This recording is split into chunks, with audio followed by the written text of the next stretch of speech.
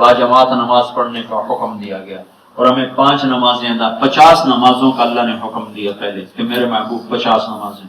اللہ کے محبوب ایسے ادب والے، ایسے حیا والے کہ اللہ سے بات ہی نہیں کہ 50 نمازیں لے کر واپس چل پڑے۔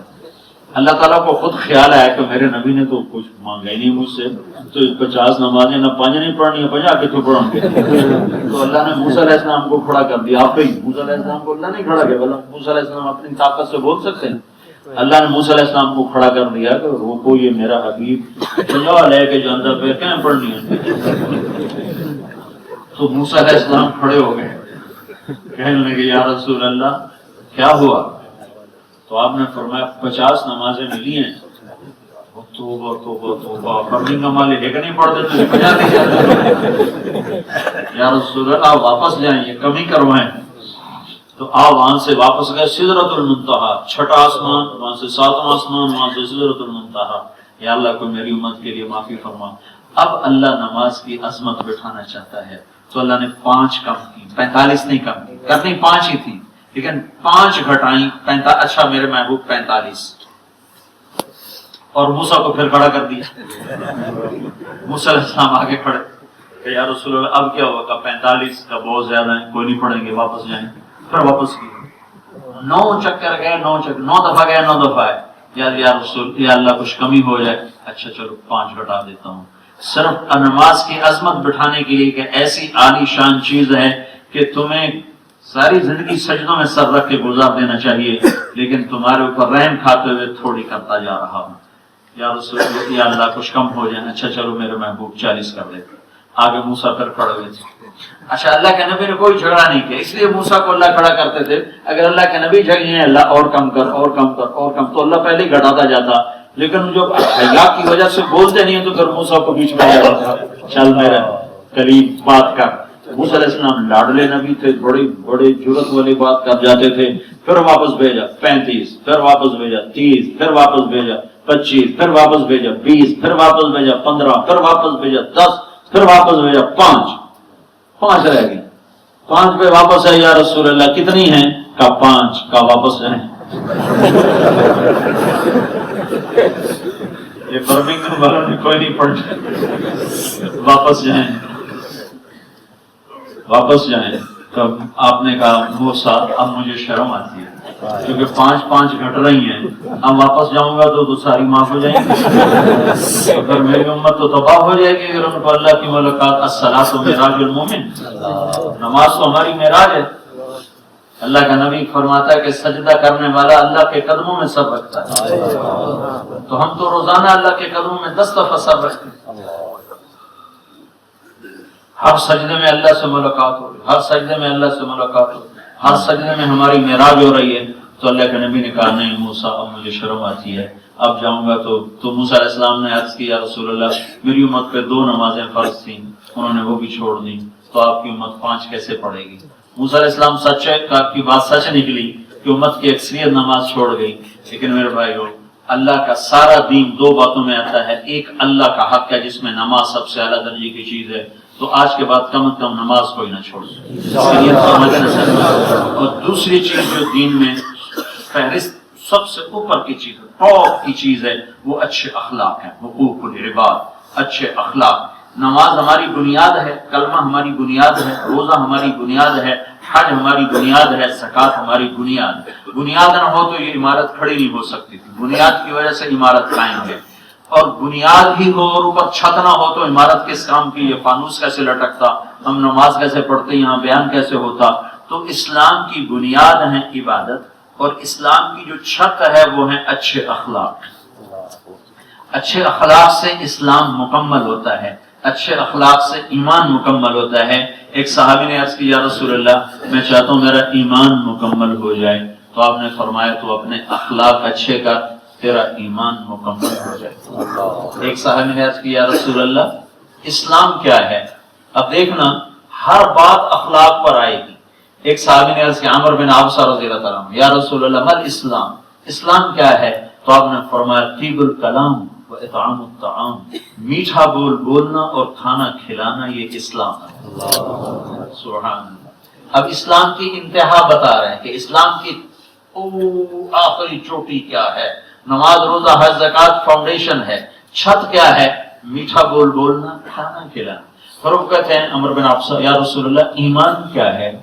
ایمان کیا ہے؟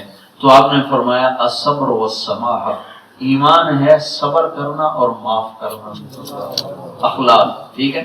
پھر وہ پوچھتے ہیں یا رسول اللہ سب سے بہترین اسلام کیا ہے، یعنی سب سے بہترین مسلمان کون ہے؟ تو آپ نے فرمایا جو اپنے ہاتھ اور زبان سے کسی کو تکلیف نہ پہنچائے وہ سب سے بہترین مسلمان ہے۔ بہترین مسلمان تہجد گزار نہیں، عالم نہیں، مفسر نہیں، محدث نہیں، امام مسجد نہیں، مبلغ نہیں، داعی نہیں، مجاہد نہیں۔ سب سے بہترین مسلمان کون ہے؟ جو ہاتھ اور زبان سے کسی کو تکلیف نہ پہنچائے۔ پھر وہ پوچھتے ہیں یا رسول اللہ سب سے بہترین ایمان کیا ہے، سب سے بڑے ایمان والا کون ہے؟ تو آپ نے فرمایا حسن الاخلاق، اچھے اخلاق سب سے اعلیٰ درجے کا ایمان ہے۔ اور اچھے اخلاق میں سے اچھے اخلاق تین چیزوں کا مجموعہ ہے۔ تصل من قطعک، جو توڑے اس سے جوڑ، جو منہ موڑ جائے اسے جا کر بخیر کہو تو پھر پتہ چلے۔ تم تو ٹول بخیر اسے کہتے ہو جو تمہیں بخیر کہتا ہے، تم تو اسے سلام کرتے ہو جو تمہیں سلام کرتا ہے۔ جو منہ موڑ جائے، سلام کیا کرنا تھا منہ ہی موڑ لیا، میرا نبی کہتا تو آگے جا کے اس کو سلام کر۔ یہ اخلاق کی انتہا ہے۔ وَتُعْطِي مَنْ حَرَمَكَ، تمہیں تیرا حق نہیں وہ دے رہا، تو اسے اس کا حق دے دے، یہ اخلاق کی انتہا ہے۔ تَعْفُ عَمَّنْ ظَلَمَكَ، تیرے اوپر ایک عورت زیادتی کر گئی، تیرے اوپر ایک مرد زیادتی کر گیا، تیرے اوپر بھائی کر گیا یا غیر کر گیا، میرا نبی کہتا تو معاف کر دے، یہ اخلاق کی انتہا ہے۔ اور یہ کام تھا بڑا مشکل کام تھا، تو اللہ کا نبی گارنٹر بنا، کہا بھائی کام اوکھا بتا رہا ہوں تو میں ضامن ہوں، تم یہ تین کام کر لو، کوئی عورت کر لے کوئی مرد کر لے، میری ضمانت ہے جنت الفردوس میں گھر لے کر، چھوٹی جنت نہیں، جنت الفردوس لے کر، جہاں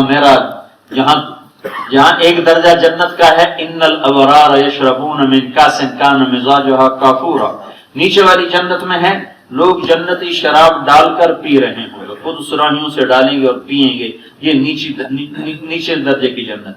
اس سے اوپر درمیانے درجے کی جو مڈل کلاس جنت ہے وہ ہے یسقون فیہا کاسا کان مزاجها زنجبیلا، کہ انہیں نوکر پلائیں گے، فرشتے پلائیں گے، خدام پلائیں گے، جنت کی ٹوریں پلائیں گے، سرائیوں میں ڈال کر پیش کریں گے، پلائیں گے۔ اور جو جنت الفردوس ہے جس کے اللہ کا نبی ضمانت دے رہا ہے کہ اخلاق اچھے کرو تو جنت الفردوس لے کر دوں گا، وہاں میرا رب کہتا ہے وَسَقَاهُمْ رَبُّهُمْ شَرَابًا طَهُورًا، وہاں تمہارا رب تمہیں خود پلائے گا، وہاں کا ساقی اللہ ہوگا، اللہ ہوگا۔ یہ اخلاق پر یہ کچھ مل رہا ہے۔ تو یہ کام بڑا مشکل، تہجد پڑھنا بھی مشکل کام ہے، پر اتنا مشکل نہیں ہے جتنا منہ موڑنے والے کو سلام کرنا مشکل ہے، جتنا زیادتی کرنے والے کو معاف کرنا مشکل ہے، جتنا حق چھیننے والے کو حق دینا مشکل، جتنا یہ مشکل کام ہے اتنا یہ مشکل نہیں ہے۔ تو اس لیے اللہ کے نبی نے ضمانت دی کہ میں گارنٹر ہوں، تم برمنگھم میں رہ کر یہ کر لو، کیا مر کے آ جاؤ جنت الفردوس کی چابی مجھ سے لے لیں۔ اور سارے اخلاق میں سے 100 اخلاق کے 100 حصے کروں تو 90 حصے اخلاق زبان سے تعلق رکھتا ہے۔ اس لیے میرے نبی نے کہا معاذ بن جبل تمہیں سارے دین کا خلاصہ بتاؤں، معاذ میں تمہیں سارے دین کا خلاصہ بتاؤں؟ انہوں نے کہا جی بتائیں، تو آپ نے زبان باہر نکالی اور ایسے مجھے دیکھنا، آپ نے ایسے پکڑا،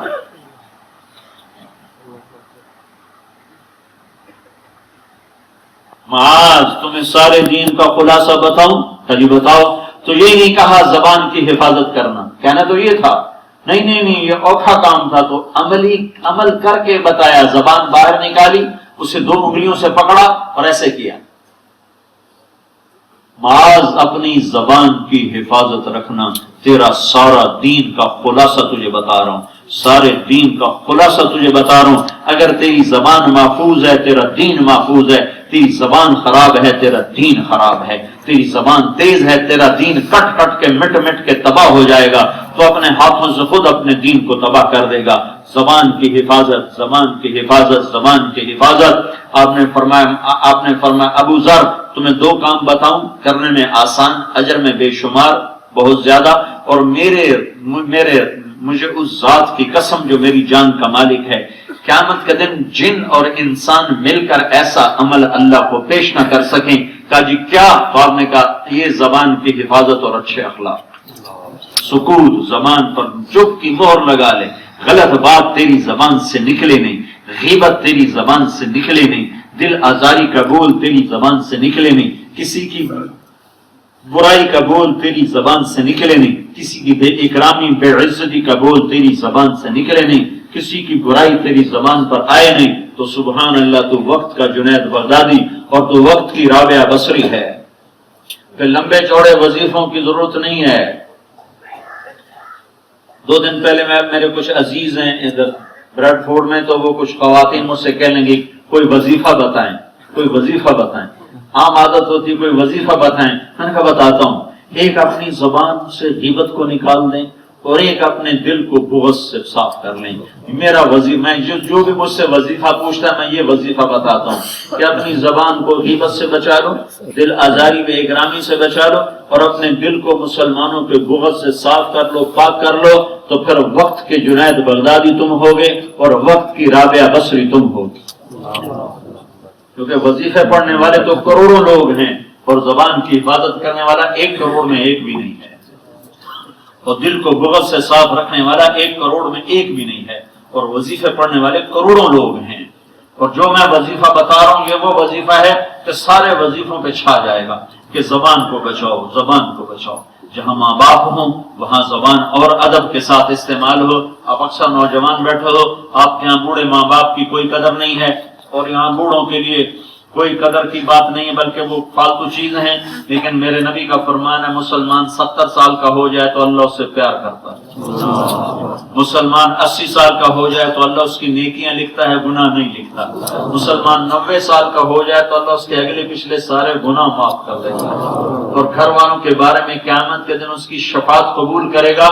اسے کہے گا تو نے میری بڑی خدمت کی. تو جس گھر والے کے بارے میں کہے گا میں اسے جنت میں ڈال دیتا ہوں. تو ماں باپ بہت عظیم شے ہیں، خاص طور پر ماں بہت عظیم شے ہے. میرے نبی نے فرمایا ماں کے قدموں تیری جنت ہے. میرے نبی نے فرمایا کاش میری ماں زندہ ہوتی، تمنا کا اظہار کیا، کاش میری ماں زندہ ہوتی تو میں اس کی ایسی خدمت کرتا کہ میں عشاء کی نماز کے مصلی پر ہوتا اور میں سورۃ فاتحہ شروع کر چکا ہوتا، اور ادھر سے میری ماں مجھے کہتی بیٹا محمد، تو میں ماں کی خاطر نماز توڑ دیتا اور میں کہتا لبیک یا اماں، اماں جی لبیک، میں نماز پھر پڑھوں گا، پہلے آپ حکم فرمائیں. یہ ماں باپ کا مقام ہے. اللہ تعالیٰ فرما رہا ہے وَبِالْوَالِدَيْنِ احسانا، اے میرے بندو ماں باپ کے آگے سر جھکا دو. اِمَّا يَبْلُغَنَّ عِنْدَكَ الْكِبَرَ أَحَدُهُمَا، تمہارے ماں باپ میں سے کوئی ایک تمہارے پاس بوڑھا ہو گیا، او کلاہما، یا دونوں بوڑھے ہو گئے، فلا تقل لهما اف، ان کے آگے منہ بھی نہ کرنا، ولا تنہرهما، کبھی بدتمیزی کی بات نہ کرنا، وقل لهما قولا کریما، ہمیشہ ان کے ساتھ میٹھا بول بولنا، واخفض لهما جناح الذل من الرحمہ، اور ان کے آگے اپنے آپ کو بچھا دینا، ذلیل کر دینا، خوار کر دینا. وقل رب ارحمهما كما ربياني صغيرا، اور اپنے ماں باپ کے لیے دعا کرنا، یہ دعائیں تمہیں جنت کے عالی مقام تک پہنچا دیں گی. تو جہاں والدین و ماں اخلاق کا تقاضا بڑھ جاتا ہے کہ اپنی ماں کی قدر کرو، باپ کی قدر کرو، باپ تمہاری جنت کا دروازہ ہے. اگر ہاں یہ ماں باپ کی اطاعت ہے اللہ کی شریعت کے اندر، اگر شریعت سے باہر وہ بات کریں گے تو پھر اطاعت نہیں کی جائے گی، لیکن دل آزاری اور بدتمیزی پھر بھی نہیں ہوگی. اگر ماں باپ مشرک بھی ہوں تو بھی ان کی عقیدت محبت لازمی ہے، اطاعت لازمی نہیں ہے. شریعت کے اندر ماں باپ کوئی بات کہیں تو اس کی اطاعت کرو. ماں باپ کی دعائیں انسان کو عرشوں تک پہنچا دیتی.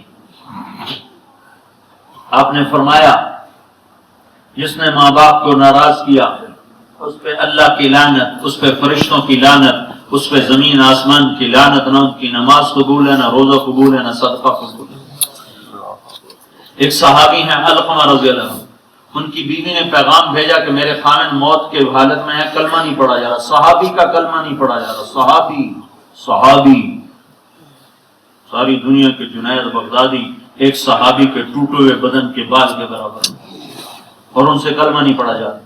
ان کی بیوی نے پیغام بھیجا علقمہ موت کی حالت میں ہے، کلمہ نہیں پڑھا جا رہا، تو آپ نے فوراً پوچھا ماں باپ میں کون زندہ ہے؟ کہا جی ماں۔ ناراض ہے؟ کہا جی ناراض۔ تو آپ نے فوراً ان کی ماں کو بلوایا اور ان سے پوچھا علقمہ کی ماں تو علقمہ سے ناراض ہے؟ کہا جی میں ناراض ہوں۔ کیا ناراضگی کی وجہ ہے؟ کہا جی مجھے اس کے دین کا کوئی گلہ نہیں، بہت نیک ہے، لیکن مجھ سے بدتمیزی سے بات کرتا ہے، اور کوئی وجہ، صرف بات کے لہجے میں تیزی ہوتی ہے، بدتمیزی ہوتی ہے، اتنے سے ماں کا دل دکھا ہے اور صحابی کا کلمہ رک گیا ہے۔ آج کی بدتمیزی نہیں، آج کی بدتمیزی تو انتہا درجے کو پہنچی ہوئی۔ میں نے ایک لڑکی کو اپنے کانوں سے سنا، اپنی ماں کو کہہ رہی تھی بکواس نہ کر، بیٹی ماں کو کہہ رہی تھی بکواس نہ کر۔ میرے نبی سے پوچھا گیا یا رسول اللہ قیامت کب آئے گی؟ آپ نے کہا اللہ کو پتا۔ کہا کوئی نشانی بتائیں؟ تو کہا جب ماؤں کو ذلیل کیا جائے گا تو قیامت آ جائے گا۔ تو آپ نے فرمایا علقمہ کی ماں تو اسے معاف کر دے۔ کہا نہیں یا رسول اللہ اس نے میرا بڑا دل دکھایا ہے، میں اسے معاف نہیں کرتا۔ تو آپ نے فرمایا بلال لکڑیاں اکٹھی کرو اور علقمہ کو آگ لگا۔ تو ان کی ماں کو نہیں پتا تھا، وہ تو ناراض ہو کے دوسرے گھر تھے تو وہ موت کی حالت۔ یا رسول اللہ آپ میرے بیٹے کو آگ لگاؤ؟ کہاں وہ مر رہا ہے، تو تم معاف نہیں کر لی، اس سے کلمہ نہیں پڑھا جا رہا، وہ سیدھا جہنم میں جائے گا، میں نے جلا دیا تو اس کی جان بچ جائے گی آخرت کی آگ سے۔ میں نے کہا نہیں، اتنا میرا جگر نہیں کہ میں اس کو آگ میں جلتا دیکھوں، میں اسے معاف کرتی ہوں۔ یہ کہنا تھا میں معاف کرتی ہوں تو علقمہ کی زبان سے کلمہ چل گیا اور ساتھ ہی ان کا انتقال ہوا۔ پھر آپ نے ان کا جنازہ خود پڑھایا، ان کے جنازے میں بھی شریک ہوئے، جنازہ خود پڑھایا، دفن میں شریک ہوئے، اور پھر یہ اعلان کیا جو میں نے پہلے سنا ہے کہ جس نے ماں باپ کو تنگ کیا اس پہ اللہ کی لعنت، اس پہ فرشتوں کی لعنت، اس پہ زمین آسمان کی لعنت، نہ ان کی نماز قبول ہے، نہ روزہ قبول ہے، نہ صدقہ قبول ہے۔ یہ اخلاق ہیں۔ بیوی ہے تو حسن سلوک کی محتاج ہے۔ میرے نبی نے فرمایا بہترین مسلمان وہ ہے جو بیوی سے اچھا سلوک کرتا ہو، اور میں سب سے اعلیٰ سلوک کرتا ہوں اپنی بیویوں کے ساتھ۔ اور آپ نے فرمایا جو جنت میں میرے گھر کے قریب گھر بنانا چاہتا ہو، جو جنت میں میرے گھر کے قریب گھر بنانا چاہتا ہو، ایک اپنے اخلاق اچھے کرے، ایک اپنی بیوی سے اچھا سلوک کرے، تو اس کا گھر جنت میں میرے گھر کے سامنے ہو۔ یہ اتنا زور کیوں دیا گیا کہ بیوی کے ذمہ اولاد کی تربیت ہے۔ اگر بیوی کا ذہن منتشر ہوگا خامد کی بدتمیزی کی وجہ سے تو اولاد کو وقت نہیں دے سکے گی، اولاد کی تربیت نہیں کر سکے گی۔ جب اولاد کی تربیت نہیں ہوگی تو نسل برباد ہو جائے گی، اور نسل کا برباد کرنا شیطان کی سب سے بڑی محنت ہے۔ اس لیے ایک حدیث میں میرے نبی نے فرمایا شیطان روزانہ کچہری لگاتا ہے اور اپنے شیطانوں سے پوچھتا ہے ہاں بھائی کیا کر کے آئے؟ ایک کہتا ہے زنا کروایا، کہتا ہے یہ تو کچھ بھی نہیں۔ دوسرا کہتا ہے چوری کروائی، کہتا ہے یہ تو کچھ بھی نہیں۔ دوسرا کہتا ہے میں نے نماز نہیں پڑھنے دی، کہتا ہے یہ تو کچھ بھی نہیں۔ ایک کہتا ہے میں نے جوا کھلوا دیا، یہ تو کچھ بھی نہیں۔ ایسے کتنے گناہ وہ گناتا ہے، اور وہ شیطان کسی گناہ پہ شاباش نہیں دیتا۔ ایک شیطان کھڑے ہو کر کہتا ہے جی میں نے میاں بیوی کو لڑایا، تو شیطان کہتا ہے شاباش پترا کام تو کرتا ہے، اور آ جا کام تو کرتا ہے۔ اس کو بلاتا ہے، اس کو گلے لگاتا ہے اور اس کو اپنے پاس بٹھاتا ہے، اپنے پاس بٹھاتا ہے۔ کہتا ہے بدبختو یہ اصل کام کر کے آیا ہے کہ میاں بیوی کی لڑائی سے نسلیں برباد ہو جاتی، اور میاں بیوی کی صلح اتنا عظیم کام ہے۔ اگر میاں بیوی کسی بات پہ لڑے ہوئے ہوں، رنجشیں ہوں، اور ان کے بوٹ ٹھیک نہ ہوں، اگر وہ دوبارہ آپس میں صلح کر لیں تو اللہ اتنی بات پر ان کے پچھلے سارے گناہ معاف کر دے۔ ایک گھر کو بچانا اتنا ضروری ہے، ایک گھر میں اخلاق اتنے ضروری ہیں کہ اگلی نسل کو دین پہنچانا ہے، اور اگلی نسل کو دین پہنچانے کے لیے ضروری ہے کہ میاں بیوی میں محبت ہو، الفت ہو۔ یہ دنیا ہے، یہاں گرمی سردی ہو جاتی ہے۔ اللہ کے نبی کی بیویاں اللہ کے نبی سے الجھ پڑی ایک مرتبہ، اور وہ قرآن اتارا اللہ تعالیٰ نے، اللہ کے نبی ناراض ہو گئے، اور ایک مہینہ تک آپ نے گھر قدم نہیں رکھا۔ یہ دنیا ہے، یہاں ہو جاتا ہے۔ آپ حضرت فاطمہ کے گھر میں گئے تو دیکھا تو حضرت فاطمہ بڑی اداس بیٹھی ہوں، تو آپ نے فرمایا کیا ہوا؟ تو فرمانے لگی میری اور علی کی لڑائی ہو گئی۔ اب اس سے پیارا جوڑا کو دنیا میں کہاں سے ہوئی آئے گا؟ جنت میں نور کی چمک اٹھے گی، جنت میں نور کی چمک اٹھے گی، جنتی حیران ہو کر دیکھیں گے یہ نور کہاں سے آیا ہے، تو انہیں کہا جائے گا جنت الفردوس میں علی و فاطمہ مسکرائے ہیں، ان کے دانتوں کا نور، ان کے دانتوں کا نور ہے۔ ہائے ہائے، آپ دیکھو بھائی لڑے پڑے، دونوں لڑے پڑے، کہ میری اور علی کی لڑائی ہوگی، آپ نے کہا علی کدھر ہے؟ کہ باہر نکل گئے۔ آپ علی کو ڈھونڈنے نکلے تو وہ مسجد میں لیٹے ہوئے تھے مٹی میں، تو آپ نے ان کو اٹھایا کہ قم یا ابا تراب، ابو تراب کا لقب یہاں دیا، قم یا ابا تراب، اور ان کو لے کر گھر آئے، اور آ کر آپ دونوں کے درمیان ایسے لیٹ گئے، زمین پر لیٹ گئے، علی کو اپنی سیدھی طرف لٹایا، فاطمہ کو الٹی طرف لٹایا، دونوں کا ہاتھ پکڑ کر اپنے سینے پر لائے، دونوں کے ہاتھ ایسے ملا کر فرمایا بولو ہماری صلح ہو گئی، دونوں کہو ہماری صلح ہو گئی، دونوں کی صلح کروا کے پھر باہر نکلے بڑے خوش چہرہ روشن۔ تو صحابہ نے کہا یا رسول اللہ آپ بڑے خوش نظر آ رہے ہیں، تو آپ نے فرمایا میں علی و فاطمہ کی صلح کرا کے آ رہا ہوں۔ تو دنیا میں کھٹ پٹ کا ہو جانا تو ایک لازمی چیز ہے، اسے باقی نہیں رکھنا، اسے باقی نہیں رکھنا، اسے باقی نہیں رکھنا۔ ایک تیز ہو تو دوسرا سرد ہو جائے، ایک سرد ہو تو ایک میں ایک کو غصہ چڑھے تو دوسرا دبا لے، دوسرے کو چڑھے تو پہلا دبا لے، تو اس سے گھر آباد ہو جاتا ہے۔ گھر کی آبادی کے لیے اخلاق ہی آخری اور پہلا حربہ ہے، پہلا اور آخری سبب اچھے اخلاق ہیں جس سے گھر آباد ہوتے ہیں، اور کسی بھی گھر کی بربادی کا سبب برے اخلاق ہیں۔ آپ کے ماحول میں برداشت نہیں ہے ایک دوسرے کو، ہمارے ماحول میں تو برداشت ہے، مشرق کی بیٹی گھٹ گھٹ کے مر جاتی ہے، جہاں اس کی ڈولی اترتی وہیں سے اس کے جنازے اٹھتے ہیں۔ لیکن یہاں کے ماحول نے آزادی دے دی ہے، تو آزادی کی وجہ سے طلاقیں بھی زیادہ ہیں، گھروں کی بربادیاں بھی زیادہ ہیں، گھروں کا ٹوٹنا بھی زیادہ ہے، کہ ایک دوسرے کو برداشت نہیں کرتے ہیں۔ اور برداشت کرنا دین ہے، دین ہے، دین ہے، عالی اخلاق ہیں، عالی اخلاق ہیں، اور اعلیٰ درجے کا دین ہے۔ تو اچھے اخلاق یہ میرے بھائیو دین کا بڑا عظیم اور آخری درجے کی چیز ہے، اچھے اخلاق۔ تو سارا دین دو باتوں میں آتا ہے، ایک نماز، ایک اخلاق۔ ان دونوں کی جو بھائی بہن نیت کرے گا اور اس کی کوشش کرے گا، آگے اپنے بچوں کو بھی سکھائے گا، ان کو بھی معاف کرنا سکھائے، درگزر کرنا سکھائے۔ کسی بچے سے غیبت نہ سنو، کسی بچے سے کسی کی برائی نہ سنو، اس کی حوصلہ شک نہیں کرو، نہیں بیٹا کسی کے بارے میں ایسی بات نہیں کرتے، کسی کے بارے میں ایسی بات نہیں کرتے۔ آپس میں میاں بیوی بھی کسی تیسرے کی برائی نہ کرو، عیب بیان کرنا ہے تو ایک دوسرے کے بیان کرو۔ بیوی سے کہو مجھے میرے عیب بتاتا کہ میں انہیں ٹھیک کروں، بیوی خامن سے کہے مجھے میرے عیب بتاتا کہ میں انہیں ٹھیک کروں۔ عیب بولنا ہے تو اپنے بولو، دھن رے دھنیے اپنی دھن، پرائی دھنی کا پاپ نہ کن، تیری روئی میں چار بنولے سب سے پہلے ان کو چن۔ یہ ہمارے استاد ہمیں قرآن کی تفسیر پڑھاتے ہوئے بہت زیادہ یہ شعر ان کی زبان سے سنا، دھن رے دھنیے اپنی دھن، کہ میاں اپنے آپ کو دیکھ، تو اپنے آپ کو دیکھ، تجھے کیوں فکر ہے اے گل دلے صد چاک بلبل کی، تو اپنے پیرہن کے چاک تو پہلے رفو کر لے۔ تو اپنے عیب دیکھو، اپنے عیب دیکھو، جو تمہیں تمہارا کوئی عیب بتا دے اس کا احسان مانو کہ تیری بڑی مہربانی، تو نے میری، آپ نے حضرت عمر نے فرمایا میرا بہترین دوست وہ ہے جو مجھے میری کمیاں بتائے۔ تو بھائی سارے بھائی اس کی نیت کرتے ہو نا؟ درشق اللهم لك الحمد كما أنت أهله وصل على محمد كما أنت أهله وافعل بنا ما أنت أهله إنك أهل التقوى وأهل المغفرة ربنا آتنا في الدنيا حسنة وفي الآخرة حسنة وقنا عذاب النار۔ یا اللہ تیرے ایمان نے والوں کا، اہل ایمان کا بہت بڑا مجمع تیرے در پر فقیر بن کر، محتاج بن کر، سائل بن کر حاضر ہوا ہے، اور انتہائی غفلت کے ماحول میں، انتہائی اندھیر ماحول میں تیرے دربار میں ہاتھ اٹھائے ہیں۔ تو ہم پہ نظر کرم فرما، نظر عنایت فرما۔ اکثر نوجوان ہیں تیرے آگے ہاتھ پھیلائے ہیں، ہماری جھولی خالی نہ لوٹا، ہمیں محروم نہ فرما، ہمیں مردود نہ فرما۔ ہم نے ابھی توبہ کی ہے، ہمیں ہماری توبہ پہ پختہ فرما۔ یا اللہ اپنے فضل و کرم سے، یا اللہ ہمیں اپنی توبہ پہ پختہ فرما، ہمیں اپنی توبہ پہ پختہ فرما۔ جتنے گناہ ہم سے ہوئے، صغیرہ ہوئے، کبیرہ ہوئے، نظروں سے ہوئے، کانوں سے ہوئے، ہاتھ سے ہوئے، زبان سے ہوئے، پاؤں سے ہوئے، بدن سے ہوئے، سارے معاف فرما دے۔ مالی بھی، ایمانی بھی، اعتقادی بھی، عملی بھی، سارے گناہ معاف فرما دے۔ یا اللہ ہم تیری جہنم کی آگ نہیں سہ سکتے، یا اللہ ہم سے تو دنیا کی گرمی برداشت نہیں ہوتی، یا اللہ ہم سے تو دنیا کی की आग नहीं बर्दाश्त होती, जहन्नम की आग को तो खुद भड़काता है।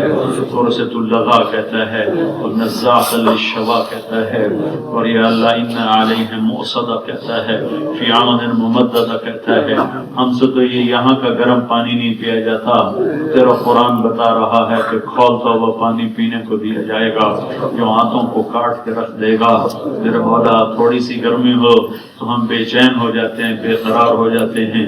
महशर का दिन 50,000 साल का है और कोई साया नहीं तेरे अर्श के सिवा।